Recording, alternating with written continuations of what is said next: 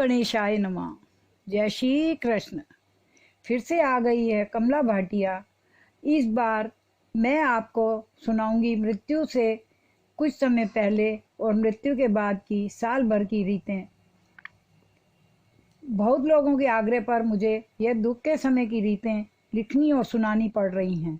यह जानकारी मुझे जयपुर से भारत भूषण जी की बेटी साहिबा के सहयोग से प्राप्त हुई हैं। बहुत बहुत धन्यवाद साहिबा, इतनी छोटी उम्र में इतनी जानकारी देने के लिए। भाटिया डेरेवाल बिरादरी को ऐसी बेटी पर गर्व करना चाहिए। इस बार मैं हिंदी में सुना रही हूँ क्योंकि आजकल की पीढ़ी डेरे वाली भाषा समझने की कोशिश ही नहीं करती। खैर कोई बात नहीं, आगे बढ़ते हैं। मृत्यु से पहले जब कोई इंसान बीमारियों से बिस्तर पर हो या हो सकता है प्राण संकट में हो तो उसके कष्ट दूर करने के लिए उनको गीता जी का पाठ सुनाते रहना चाहिए या गायत्री मंत्र का जाप सुनाना चाहिए। मरीज को राम कृष्ण का नाम लेने के लिए कहना चाहिए। तुलसी जल बनाकर उसमें गंगा जल मिलाकर चम्मच से मरीज के मुंह में डालें और बिस्तर के आसपास छिड़काव कर दें। उसके हाथ से दान दिलवाएं। दान में नमक का दान सबसे अच्छा माना गया है। नमक, गेहूं, गाय का चारा, गुड़, झाड़ू, मेवा मरीज के हत्थू लगवाकर गरीबों में बांटना अच्छा समझा जाता है और गाय को चारा या गुड़ वाला दलिया बनाकर खिलाना चाहिए। ऐसा करने से प्राण छूटने में आसानी हो जाती है। जब ऐसा लगने लगे कि प्राण छूटने वाले हैं तो मरीज को पलंग से नीचे उतारकर किसी दरी या चादर या चटाई पर लिटा देना चाहिए। लिटाते समय दिशा का ध्यान रखना चाहिए। सिर उत्तर दिशा की तरफ और पैर दक्षिण दिशा की तरफ होने चाहिए और तुलसी जल गंगा जल मुंह में डाल दें। यदि कोई बुजुर्ग हो तो पोतरा अपना घुटना सिर के नीचे लगा देता है। जब भी पूरा विश्वास हो जाए कि सांस चलना बंद हो गई है तो सबसे पहला काम डॉक्टर को बुलाकर सही जानकारी लेनी चाहिए, क्योंकि देखा जाता है कि कभी कभी सांस फिर से चलने लगती है। डॉक्टर द्वारा प्रमाणित होने पर क्या क्या करना चाहिए, अब आप यह जानकारी ध्यान से सुनो, क्योंकि आजकल परिवार छोटे हो गए हैं और दूरियां बढ़ गई हैं। एक तो मन बहुत दुखी और विचलित होता है और कोई समझाने वाला पास नहीं होता। कई बार सब कुछ अचानक हो जाता है। उस समय हमें धैर्य से काम लेना चाहिए। मृत्यु प्राप्त हुए इंसान की आंखें बंद कर दें, हाथ पांव और शरीर सीधा कर दें, नाक के दोनों छिद्रों में रुई के टुकड़े लगा दें। यदि कोई गहने आभूषण शरीर पर से उतारना हो तो पहले उतार लें। यदि नेत्रदान करना हो तो नेत्रदान बैंक पर फोन लगा दें। सिर की तरफ एक सख्त गुथे हुए आटे का बड़ा दिया बनाकर उसमें घी या तेल भरकर रुई की बड़ी बाती बनाकर जलाकर रखें। उस समय भजन कीर्तन या ओम नमो भगवते वासुदेव का मंत्र या हरे राम राम राम हरे हरे, हरे कृष्णा कृष्ण कृष्ण हरे हरे या गायत्री मंत्र या श्री कृष्णम शरणम ममा, जहाँ तक हो सके प्रभु का नाम जपते रहें। आचार्य जी का इंतज़ाम करें फ़ोन द्वारा। रिश्तेदारों और बाहर दूसरे शहरों में भी रहने वाले रिश्तेदारों तथा मिलने जुलने वालों को फ़ोन द्वारा सूचना दें। पहले तो भट्ट होते थे सूचना देने के लिए, पर अब समय परिवर्तन हो चुका है। फ़ोन या मोबाइल द्वारा सूचना दी जाती है। आचार्य जी का बहुत महत्व होता है, क्योंकि आचार्य महाब्राह्मण होता है। उन्हें भगवान राम के वंश से क्रियाकर्म करवाने का अधिकार प्राप्त है। मृत्यु प्राप्त शरीर को शमशान ले जाने से पहले आचार्य के बताए अनुसार सामान मंगवाया जाता है। मृत्यु प्राप्त शरीर को सफ़ेद चादर से ढककर रखा जाता है। मृत्यु प्राप्त शरीर के सिर की तरफ अनाज की 1 या 2 किलो की ढेरी रखी जाती है, जो पक्षियों के लिए होती है। रिश्तेदारों के आने के बाद मृत शरीर को स्नान करवाया जाता है। मृत स्त्री को औरतें स्नान करवाती हैं, मृत पुरुष को पुरुष स्नान करवाते हैं। मृत शरीर को कभी अकेला नहीं छोड़ना चाहिए।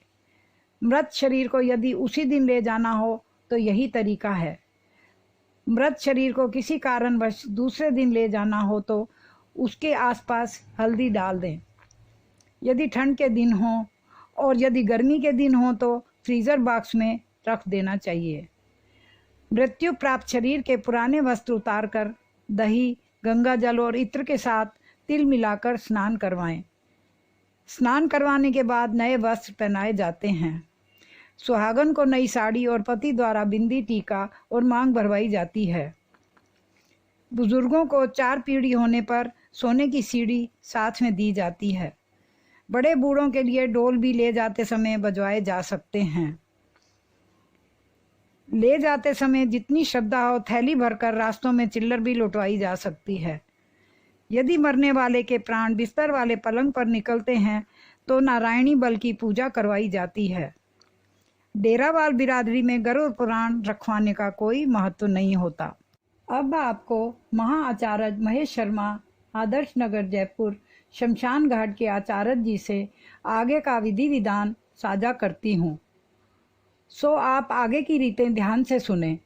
सबसे पहले परिवार का बड़ा बेटा या फिर छोटा बेटा क्रिया का पूरा काम करता है, इसलिए उसे मृत शरीर की अर्थी तैयार करने से पहले बाल उतारने पड़ते हैं। उसके बाद नहा धोकर सफ़ेद कुर्ता पजामा या धोती बनियान पहनकर आचार्य जी के हिसाब से पूजा करता है। परिवार परिक्रमा करता है। पैरों के पास बैठकर पैर छूकर माफ़ी मांगते हैं और फूल चढ़ाते हैं। पहले बेटे परिक्रमा करते हैं। बहुएं परिक्रमा करते समय फूलों के साथ नारियल पैरों की तरफ रखकर माफ़ी मांगती है। रिश्तेदार बहुएं मतलब शरीक बहुएं भी माथा टेकती हैं। पोते धोते भी परिक्रमा करके पैरों की तरफ माथा टेककर माफ़ी मांगते हैं। बेटी दामाद को माथा नहीं टेकना चाहिए। इसके बाद आचार्य जी उस स्थान पर पहला पिंड दान करवाते हैं। 1.25 किलो जौ का आटा, 100 ग्राम तिल मिलाकर 5 पिंड बनाए जाते हैं। पहला पिंड बेटे द्वारा मृतक स्थान पर पूजा पाठ के साथ दान करवाया जाता है। इसके बाद ही मृतक शरीर को लकड़ी के फाले पर परिवार के घर के लोग उठाकर रखते हैं, फिर सफ़ेद या लाल कपड़े से ढक देते हैं। मौली के साथ समझदार लोग मृतक को बांधकर फूल मालाएं चढ़ाई जाती हैं। आजकल तो शालें भी उड़ाई जाती हैं। इसके बाद शव यात्रा आरंभ करना चाहिए। दूसरा पिंडदान घर की दहलीज पर आधा बाहर और आधा शरीर बाहर निकलते समय करते हैं। तीसरा पिंडदान घर के पास पहले चौराहे पर आचार्य जी करवाते हैं। चौथा पिंडदान शमशान के बाहर पहुंचने के बाद आचार्य जी मंत्रों द्वारा करवाते हैं। पहले मृत शरीर को कंधों पर अर्थी को उठाकर लाया जाता था, इसलिए कुछ समय वहां अर्थी को रखकर आराम करवाते हैं। फिर मंत्रों के साथ बेटे द्वारा घर से लाया हुआ मटका 3 परिक्रमा करके फोड़ा जाता है। सिर उत्तर दिशा में रखा जाता है। उसके बाद हाथों से झुलाते हुए मतलब आचार्य जी द्वारा बनाई गई चिता पर उस मृत शरीर को लिटाया जाता है। सिर फिर से उत्तर दिशा की ओर रहता है। चिता स्थान पर 5वां पिंडदान मंत्रों द्वारा करवाया जाता है। तुलसी की लकड़ियां सिर के पास रखते हैं। उसके बाद घी, चंदन, हवन सामग्री चिता पर लगाकर मृत शरीर पर लकड़ियां रखी जाती हैं। फिर पुत्र द्वारा 3 परिक्रमा करके मुख अग्नि देता है और आचार्य जी अग्निदेव का मंत्र बोलते हैं। अग्नि दी जाती है। उसके बाद आचार्य जी प्रार्थना मंत्र बोलते हैं। 45 मिनट के बाद कपाल क्रिया होती है। मस्तक खत्म हो जाता है। बेटे द्वारा 45 मिनट की कपाल क्रिया ज़रूर की जानी चाहिए। यह कार्य पूरा करके जाना चाहिए, नहीं तो मृतक को मोक्ष नहीं मिलता। बेटे द्वारा 3 परिक्रमा करके एक कंडे का या लकड़ी का टुकड़ा चिता में डालकर विदा लेनी चाहिए। शमशान पर ही चौथा दिन निश्चित करके बताया जाता है। चौथे का दिन मृत्यु के समय के हिसाब से आचार्य जी बताते हैं। चौथा एक दिन कम करके कर सकते हैं। चौथा एक दिन बढ़ाते हुए नहीं कर सकते। शमशान से पूरी क्रिया करने के समय आदमी तो शमशान जाते हैं, औरतें घर पर बाहर बैठी रहती हैं। रोना धोना चलता रहता है। फिर घर की बहुओं से मृत्यु प्राप्त शरीर के स्थान पर और अर्थी के स्थान पर, जहां आचार्य जी पूजा करवाते हैं, फूल या जो भी सामान हो, वहां पुराना कपड़ा लेकर सफाई करके सब इकट्ठा किया जाता है। उस जगह पर झाड़ू से सफाई नहीं करते। उतारे गए कपड़े पुराने या चादर या दरी बिस्तर सभी लपेटकर घर की चार दीवारी के बाहर रख देते हैं। वह सब कुछ जमादार ले जाते हैं। घर की औरतें एक एक करके नहाने जाती हैं। बाहर आकर धुले हुए वस्त्र पहन लेती हैं। साबुन नहीं वापरते। नहाने के बाद किसी को छूती नहीं है, दूर ही रहती हैं। आदमी जब शमशान से घर आते हैं तब घर की बेटी या भुआ एक लोटा जल भर के खड़ी रहती है। वह सभी आदमियों पर लोटे के पानी से छींटे डालती है और हाथ जोड़ देती है। सभी अपने अपने घर चले जाते हैं। जो क्रिया करता है वह घर में घुसने से पहले मृत्यु को प्राप्त हुए का जोर से आवाज़ लगाकर नाम लेता है। वह पापा, माँ या दादी, दादाजी ऐसे 3 बार उस जोर से आवाज़ लगाता है। उसके बाद ही घर में जाकर स्नान करता है। पहले ज़माने में तो बाहर बिठाकर उस पर बाल्टी से पानी डालकर स्नान करवाया जाता था। मृत शरीर के स्थान पर कुछ भी लकड़ी का बड़ा पटिया रख दिया जाता था ताकि उस स्थान पर पैर नहीं रख सकते थे। उस दिन घर में चूल्हा नहीं जलता। खाना समधियों के घर से आता है। यदि समय पर समधी दूर हों तो पड़ोसी खाना दे सकते हैं, नहीं तो बाहर से खाना मंगवाया जाता है। उस दिन से 13 दिन का सूतक लग जाता है। खाना बनकर जब आ जाए तो सबसे पहले गऊ ग्रास निकालते हैं। एक पत्तल में सब्जी रोटी पर लगाकर रखें। बाकी भी जो बनाया हो थोड़ा थोड़ा साथ में रख दें। एक लोटा जल लेकर क्रिया करने वाला व्यक्ति गाय के पास जाकर गाय के पैर धोता है और प्रेम से भरे हुए मन से भोजन करवाता है। फिर मत्था टेककर आशीर्वाद लेता है। फिर घर आकर नीचे आसन पर बैठकर भगवान जी का नाम लेकर उस दिन 11 का फल आहार करता है या साबूदाना खाना पड़ता है। उस दिन वह सफ़ेद चीज़ जैसे दूध दही नहीं खा सकता। समधियों के यहाँ से जो खाना आता है वह बिल्कुल सादा, जैसे दाल, फुलके, एक सूखी सब्जी जैसे आलू गोभी या और कुछ। आजकल दिखावा बढ़ गया है। सनातन धर्म में शास्त्रों के अनुसार ऐसे समय में हर काम घटा करके करें, बड़ा करके नहीं करते। समधी आजकल नगद का लिफाफा दे देते हैं। गाय ग्रास के बाद एक थाली पूरा पेट भरकर खाने के लिए आचार्य जी के घर भी ज़रूर निकालना चाहिए। उसके बाद परिवार वाले भोजन करते हैं। चौथे दिन की जानकारी। चौथा मृत्यु के समय के हिसाब से किया जाता है। यदि मृत्यु शाम को या रात को होती है तो सूर्योदय से पहले 5 बजे तक पहला दिन गिनते हैं। मृत आत्मा को ले जाने का दिन दूसरा दिन कहलाता है। आचार्य जी के अनुसार तीसरा या चौथा दिन तय किया जाता है। चौथे दिन सुबह मृत आत्मा के फूल चुनने का काम शमशान पर जाना होता है। क्रिया करने वाला व्यक्ति और परिवार में जो नज़दीक के रिश्तेदार होते हैं वह साथ जाते हैं। एक थाली में एक तरफ पकाई हुई कच्ची पक्की 4 रोटी बनाकर साथ में मूंग साबुत या काली उड़द साबुत भी आधी कच्ची पक्की बनाकर ले जाते हैं। उसके साथ उबले हुए चावल भी ले जाते हैं। ये सब सामान बाहर स्टोव या अलग चूल्हे पर पकाते हैं। अपनी घर की रसोई में नहीं पकाते। यहाँ से आगे फूल या अस्थि संचित करने के लिए उसी स्थान पर जाते हैं जहाँ देह पंच तत्वों में विलीन हुई थी। घर से थैला ले जाना चाहिए। वहाँ जाकर शमशान के पंडित जी आगे का काम करवाते हैं। हड्डियाँ चुनकर पंचामृत से स्नान करवाना चाहिए और आत्माराम को ज़रूर ढूंढना चाहिए। आत्माराम की पूजा करनी चाहिए। फिर चिता स्थान पर लीपन करके उसके बाद 5 खूंटियाँ गाड़कर तंबू का कपड़ा स्त्री के समय लाल और पुरुष के समय सफ़ेद टांग देते हैं। अध पक्की रोटियाँ, मूंग और चावल 5 खूंटियों के पास रखना चाहिए। पंडित जी 1.5 घंटे तक श्रद्धा से पूजा करवाते हैं। शमशान के पंडित जी काकबली मतलब कौवे बुलाकर उनकी वहीं पूजा करवाते हैं और खिलाते हैं। पक्षियों को बुलाते हैं और गंगा जल का वहाँ छिड़काव करते हैं। बाकी बचे हुए रोटी चावल और मूंग का पंडित जी पिंड बनाकर क्रिया करने वाले को देते हैं। वह गाय की पूजा करके पैरों को धोना, गाय को टीका लगाना, फूल माला पहनाना, उसके बाद घर जाना, पीछे मुड़कर नहीं देखते। साइड पर घर में दूध कटोरी में पड़ा होता है। लड़की उस दूध के छींटे सभी पर डालती है, फिर सभी अंदर जाते हैं। शमशान पर अस्थि संचित दान जरूर करवाना चाहिए। पिंड दान ना करने पर मृत आत्मा का मोक्ष नहीं होता। अस्थियों को घर नहीं लाना चाहिए, वहीं जगह बनी होती है वहां रख करके आना चाहिए। क्यों? अस्थि विसर्जन क्रिया मृत्यु से 9 दिन बाद हरिद्वार जाकर करते हैं। चौथे के दिन भी भोजन समधियों के घर से आता है।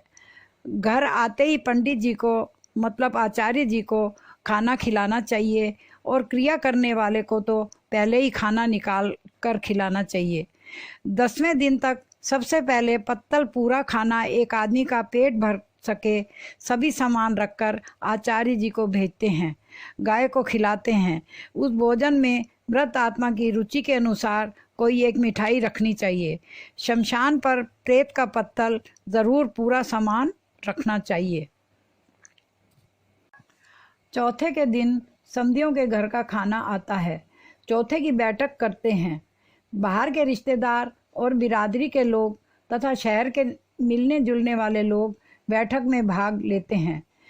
स्थान खुद के परिवार को निश्चित करना पड़ता है। किसी भी पंडित जी से सत्संग या मंत्रों का उच्चारण करवा सकते हैं। चौथे की बैठक समाप्त होने से पहले मामा भांजे के गले में माला डालता है और मिठाई का डब्बा देता है। समधी जवाई के को माला पहनाकर मिठाई का डब्बा देता है।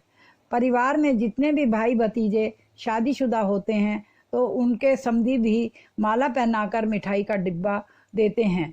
उसके बाद ही सभी को विदा करते हैं।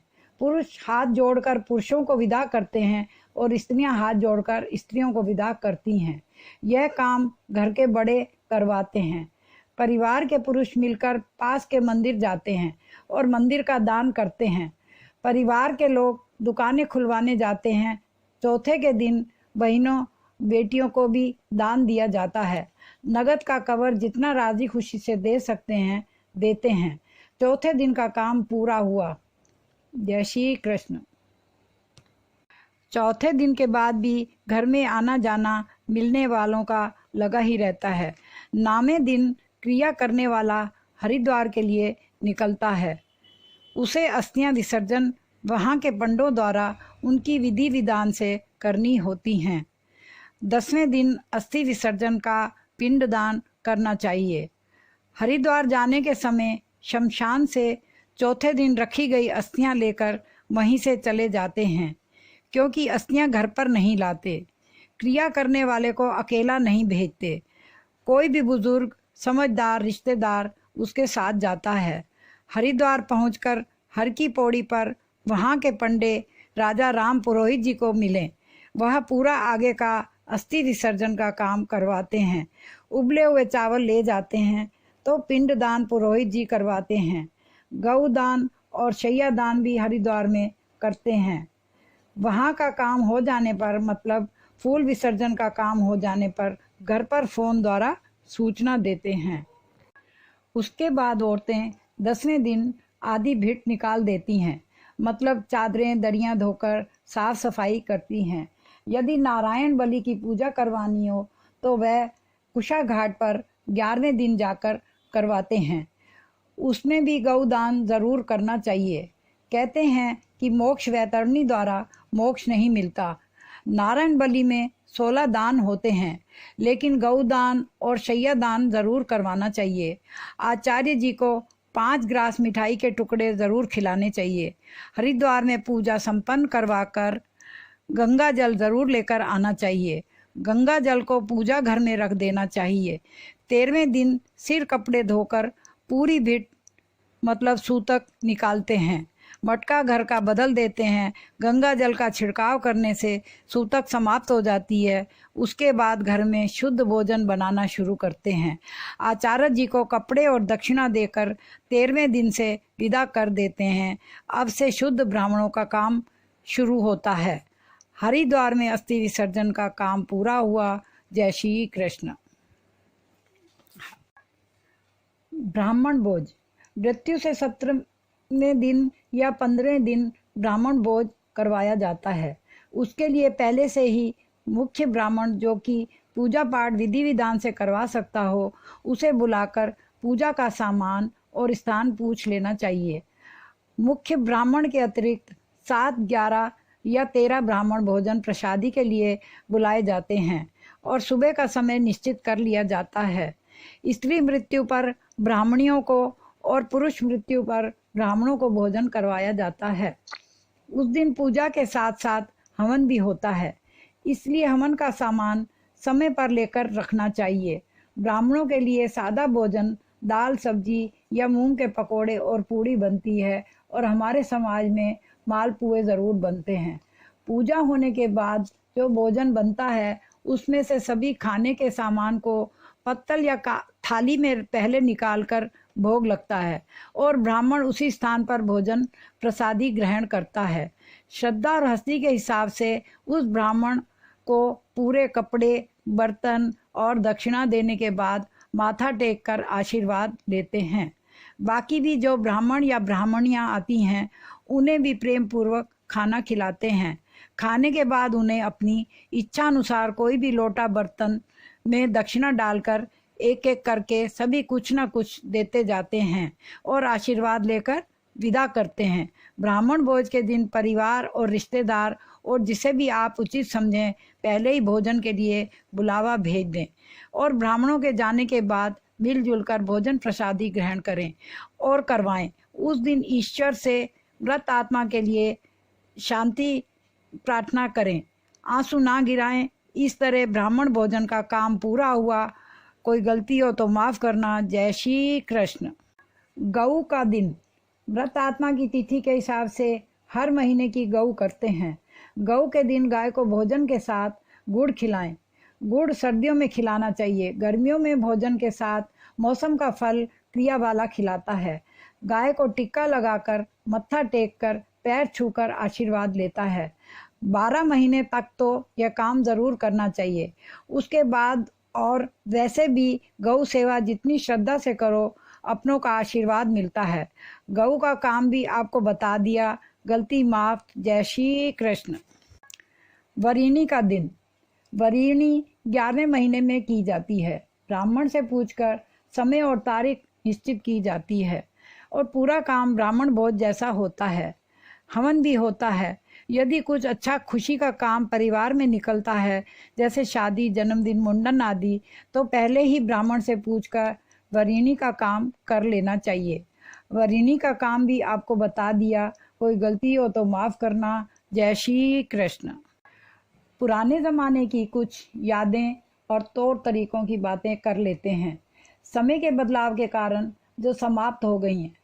बच्चों को पुराना इतिहास भी बताना चाहिए। कुछ कुरीतियों के कारण समाज को कैसी कैसी कठिनाइयों का सामना करना पड़ता था। जैसे पहले दाह संस्कार के दिन घर में नहीं नहाते थे, बाहर आंगन में बैठकर पानी की बाल्टी डलवा लेते थे, फिर अंदर घर में प्रवेश करते थे। औरतें तो पास के किसी कुएं पर बैठकर सिर कपड़ों पर पानी डलवा लेती थीं और सियापा छाती पीट पीट कर करती थीं। वेण गीत गाती थीं, मतलब दुख के गीत गाती थीं। जवान मौत पर जोर जोर से छाती पीट पीट कर चमड़ी लाल कर देती थीं। इन कामों का भी दिखावा होता था। उसके बाद परिवार की बुजुर्ग औरत हाथ सामने करके दिखा देती थी तो बिरादरी की औरतें सभी अपने अपने घर चली जाती थीं। शाम को फिर से बैठने आती। ऐसे रोज़ सुबह शाम आती थीं तो परिवार की औरतों को भी वहीं बैठना पड़ता था। ऐसा 1 महीना गऊ तक चलता था। इसके बाद हर त्यौहार से 1 दिन पहले औरतें मिलने आती। यह काम वरीणी तक चलता था। आजकल समय के अभाव में बहुत से काम सिमट कर रह गए हैं और बिरादरी के बुजुर्गों द्वारा कुरीतियों को बंद करवा दिया गया था। आपको यदि इसके अतिरिक्त कोई जानकारी हो तो ज़रूर शेयर करें। गलती माफ़। जय श्री कृष्ण।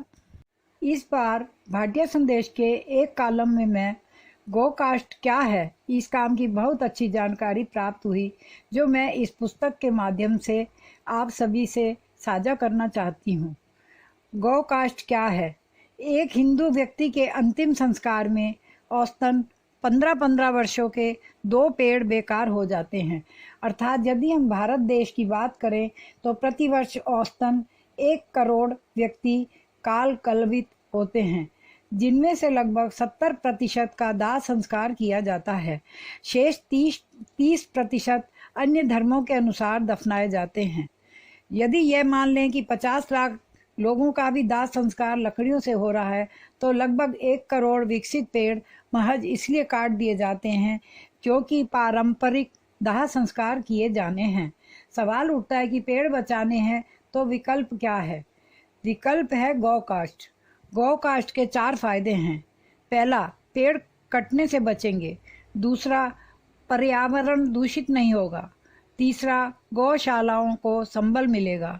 चौथा, गो गव्य से बनी गोकास्ट से अंतिम संस्कार होने पर दिवंगत आत्मा को परम धाम की प्राप्ति होगी। धन्यवाद पत्र। धन्यवाद उन सभी का जिन्होंने इस मृत्यु से अस्थि विसर्जन की जानकारी देते हुए मेरा हौसला बढ़ाया और सहयोग दिया। सबसे पहले साहिबा को धन्यवाद।